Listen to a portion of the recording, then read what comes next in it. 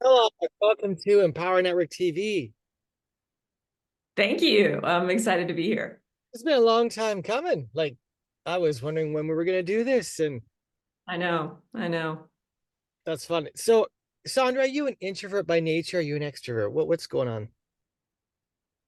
There's that new term, the extroverted introvert.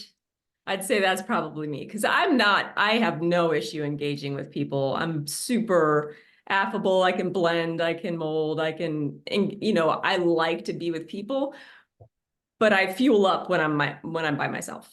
So I think that's the definition of the extroverted or extroverted introvert. Yeah. I recharge when I'm in silence, when I'm by myself, when I'm out with nature, that kind of stuff, as opposed to my husband who literally refuels going out with people. Okay. Yeah. Okay. I understand that. It's almost like a paradox. It's not, but it's almost like a paradox. Yeah. Yeah. Okay, so for those that don't know you, let's Yeah. get context because you got a story. So where does your story begin? Because hey, I'll let you go wherever you want to start. I'm just curious what you're going to talk about first. Where does my story begin? I'll start with the present moment. My story, I live in Greenville, South Carolina now. I'm here with my husband, two young daughters. We moved here a year and a half ago. So I was just telling you briefly before we started that, just embracing, I've always loved change. So I have moved quite a bit in my life and less so obviously now that we have kids and there's a little bit more of an appreciation for stability for them. But I enjoy change. I enjoy learning and being a part of new things. It's that exploration that lights me up. So that's what this is all about. And it's been fun, and it's definitely I'm in the right place at the right time because I'm meeting the people I need to meet, connecting deeply with people almost instantaneously. Those are all little clues for me that I'm Wow. on the path. Yeah. Well, let's talk about that, like present day. So, what's going on? Who are you meeting? How are you meeting them? What can you go a little deeper into that? Because that's a really fun thing when life's like that. Oh yeah. I mean, I would say the first 2 weeks that we were here, I went to one of the events at the girls' school, and immediately this woman and I were just like, "Hi, I'm so and so. I'm so and so," and it was this instant like, "Oh, we're gonna be friends. That's what's gonna happen." And then she connected me with other people that I've grown very close to and had the ability to. I When I moved here, I wasn't sure. I had started to develop, deep connections, and I'm I love connecting with people on a deep level. I'm not a big networker of, oh, let's talk about the sun and the weather and this and that. So the fact that I was already having conversations over coffee within weeks of when I got down here that were meaningful to me, which is my word for the year. I don't have my bracelet on. Meaningful to me was beautiful. It was inspiring. It was quickening inside for me. And it helps, anytime you make a big decision, there's for at least for me, I make the decision and I make it decisively and with certainty and I take action. But there's always moments that creep up where the doubt comes in. And it's like, oh my gosh, what did we do? Or why did I choose this? So to continue to lean into the trust, even though you're not sure exactly how it's going to all play out, and then to see the signs that, oh, okay, yeah, I'm in my flow. That was very heartening for me for that decision. Yeah. Oh, you're muted. So, how many cycles have you been through in your evolution as a human then? Because you've started where you got your roots, Paul and Susan Kellogg are your parents. You Mm-hmm. see the way showers, a lot of them there's some of them are here, at least I think a dozen or so. You got your roots, you've had evolutions, you got a family, you got kids, you got a a coaching business? Where are you at in the process of evolving next? Well, for me, everything I'm involved in is always there is always that element for me. That's the under like the spring that runs underground. It's that feeling of what is that personal growth for me? How am I learning, growing as a soul? So the one of the nuances of what I'm working with now is that energy of fulfillment and being led by that.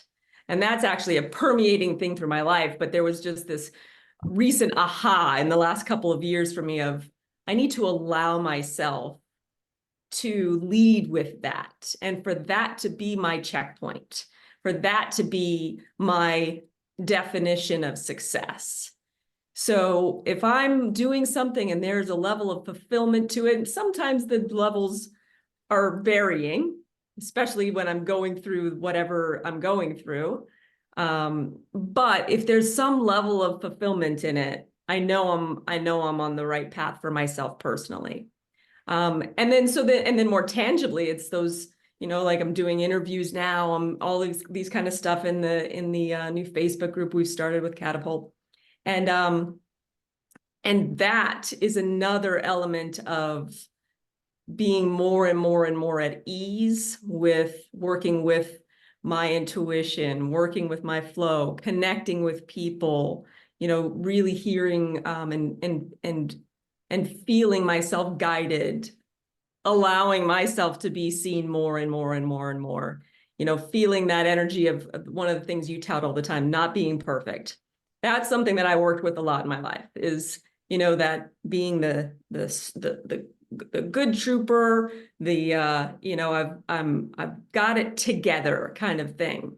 And I think we all have elements of that. I know for me, that came from growing up the way I grew up, having all of this spiritual knowledge imparted on me, all of this input, and yet at the same time, not feeling necessarily reconciled with it all, not being integrated for me. So, but I should know better, right? I should be doing this better. I do know better, and yet I'm still finding myself struggling with certain things. So it took me a while to go like, okay, that's life. And that's when you ask about cycles, right? The various things I've done in my life that had nothing to do with that, nothing to do with spiritual development, right? I guess it's always something, but it was, I'm in affordable housing development now, and I'm working in corporate world and nonprofit, getting involved in other modalities, right? That helped me just experience other things. Then I was able to start to integrate in a way that felt, it felt authentic for me. And in some of those other modalities, it was that experience of like, yeah, I am human. I am allowed to be, messy sometimes and to not have the, all that knowledge, to not be applying it in every moment of every day. So it was a breath of fresh air. So we chatted yesterday a little bit about like values, really what you were talking about is value. What do you, so for those that don't know you yet and you're espousing, you're saying them through other sentences you're articulating, but your values, your core values, when you're interviewing people, why do you love interviewing people? What is it that lights you up about it? I think that's that word exploration. I can get that in lots of ways. And so when I'm connecting with somebody, there's this essence of exploring. It's learning from that person. I feel like you can always learn something from somebody. And there are always messages that I can receive that I need to receive. And so being of service to other people is actually how I can be of best service to myself. Well, So your people are going to feel that when you're interviewing them. They must be telling you you really appreciate that. I'm assuming you're already getting feedback. yeah, I am. I am. I feel I feel like there's a mutual energy of it's a collaboration. There's a teamwork energy. And that for me has always been important to me. It was drilled into me a lot as a kid, but it's always been innate in me too, of just this desire to not do it all alone. Can we go there? I want to hear about childhood as well. But so what was drilled into you? What was it like growing up with Paul and Susan as your parents in that very different environment? Yeah. Well, I think I had kind of two very different experiences because when I lived when we lived in St. Louis, I lived there until I was about 10. And that was kind of just a more normal upbringing, but with parents who are involved in all this spiritual work. So it was, I remember I actually really remember enjoying sitting in one of the groups that they were doing, and they're doing energy and healing techniques, and people are sharing and expressing themselves. And I I remember leading one of the circles once when I was like, I don't know, 7 or 8, something like that. And so there was always this feeling like we related to each other as equals. First and foremost, there was that was one of the things that they shared with us, is that you're a soul, right? And I'm going to relate with you as a soul first. And yes, of course, there are the boundaries and the this and the that, as, mom and dad, that we needed to work with because we're in their house and we're right. We've got rules and regulations, but there was always this regrouping of like, oh, well, what do you think's happening with this, Sondra? And why do you feel that that's happening? And helping me regroup as a soul. So that was one element of it. But there was also this feeling of, I'm going to school and I'm having all of these experiences in life. And then we moved from this big city into a small town in Iowa. And then I started, because we were involved in the Wayshowers college program, and there was a big conference center out there. I started to get input from a lot more authority figures than just my parents.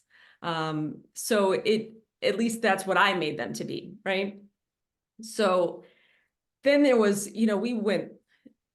this whole life experience in this youth leadership development that we were involved in.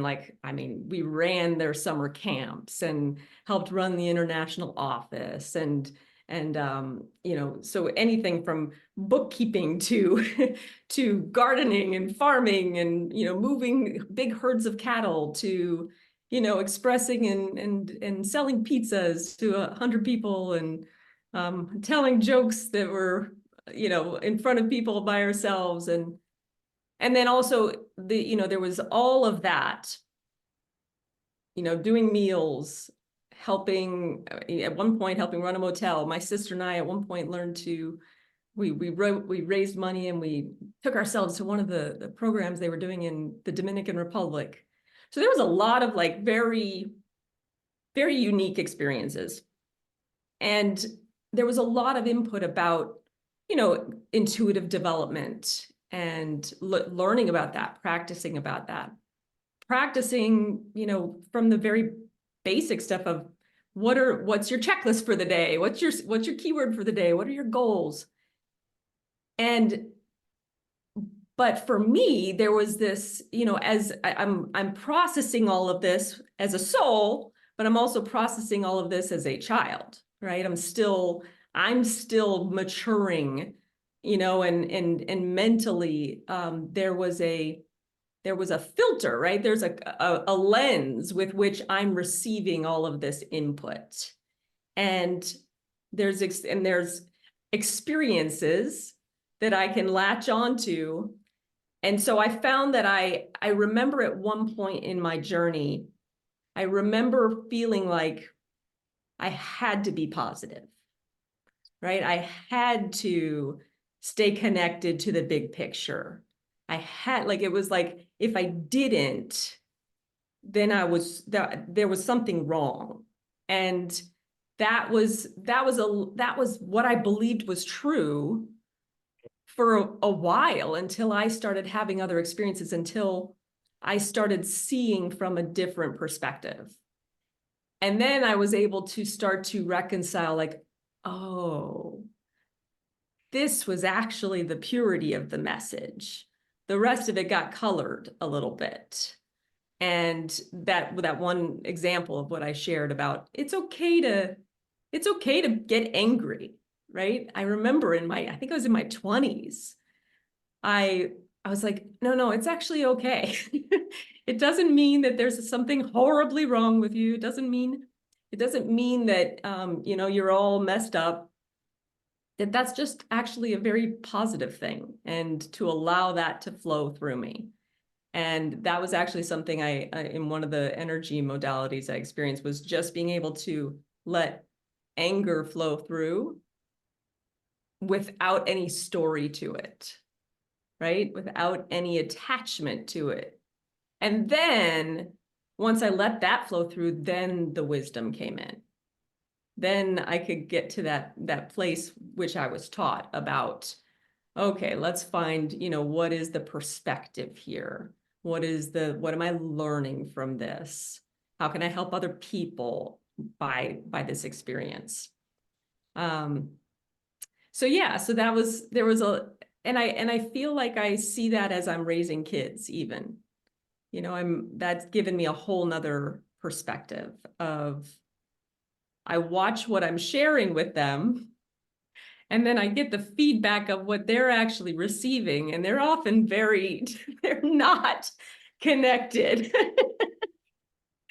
So that actually helped me release a little bit too, just knowing like some of it's just inevitable. That's part of my journey in life, is to take all of that input and go, okay, what resonates and what do I align with, and let go of the rest.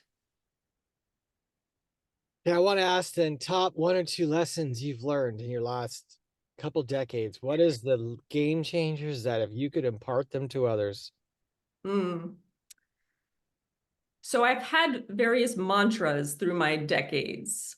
I remember in my 20s, it was it was actually a question I would ask myself: is this worth dying over? And if the answer was no, I literally had to get myself there. I'm like, okay, if this is not worth me literally jumping in front of a bullet, right, and dying, then why am I letting my energy go there? Why am I letting my thoughts pull me down to the point where I feel so inside? So that was my checkpoint. And a lot of that had to do with me trying to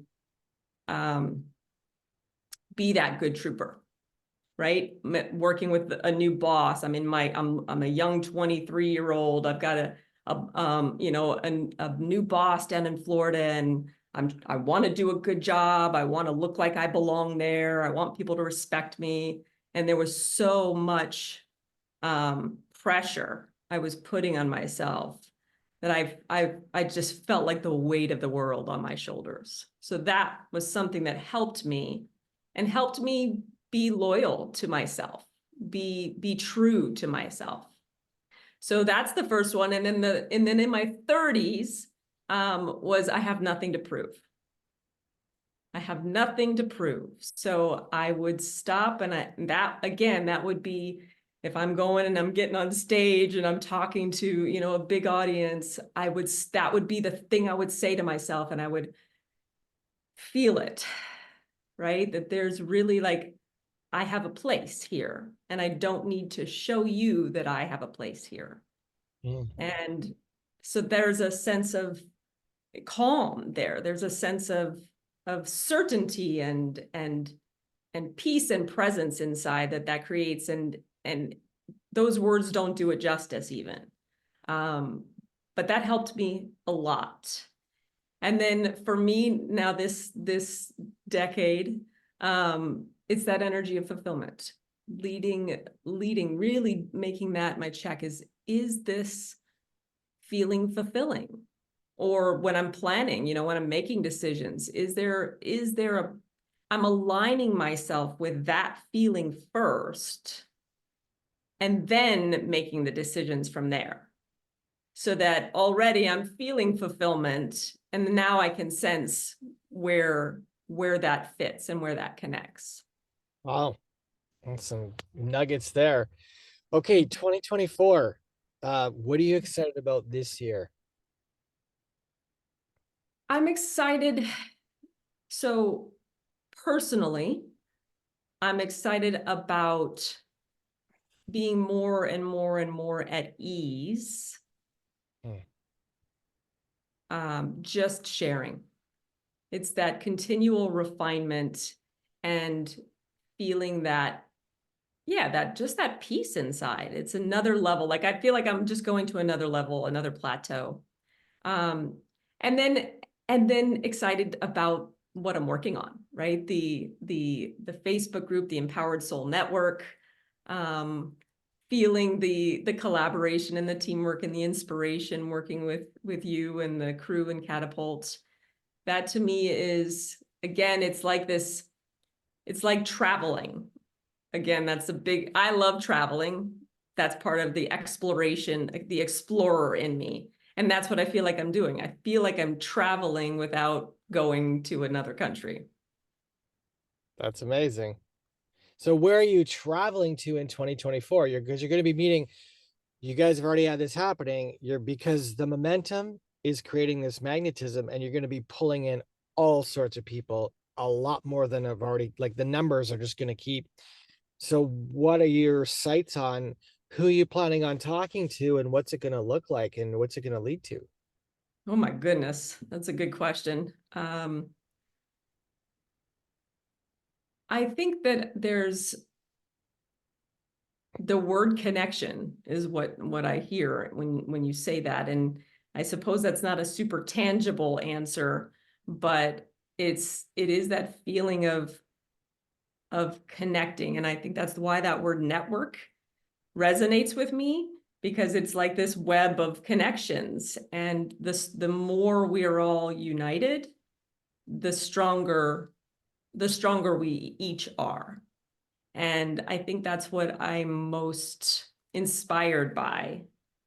There's a lot of unknown. Like you asked me that question, I almost feel like I'm grasping in the air to figure out the answer to that. It's just this feeling of a knowingness without without an actual picture, if that makes any sense. Yeah. Um, but that's something I've leaned into a lot in my last years, of just trusting that knowingness, that feeling I have inside, Yeah. it leads to pretty cool things. So yeah, I know that doesn't exactly answer your question, but that's how it fits for me. You know me, my goal is to get you to talk and not me. Yeah. So it all works. Whatever you say. Now you hit a real seek. I just want, can you dig into a little bit more? Again, you're talking about embodying a feeling, owning a feeling, however you get there. Different ways of getting there, but feeling it and then attracting it, as opposed to trying to effort pull it in. So can you just dive a bit more into that, Sondra? Because you've hit that a couple times today. Yeah, so there's always an underlying need that I have when it comes to any goals, right? That anytime we have a desire for something, there's a need for something spiritually. And there's a lot of times it's just a feeling people want to have. So that's what I mean by that. So for me, like there's a need to continue to lean into that feeling of fulfillment. And yet I know that I can do that sitting here right now. I don't have to have those tangible things, those tangible goals to feel that. The beauty of it is when it's no different than like if I put my focus on, a story that makes me worried, right? I will feel worried inside, because that's what I'm thinking about. That's where my focus is. If I put my energy and focus on thinking about, I'm fulfilled.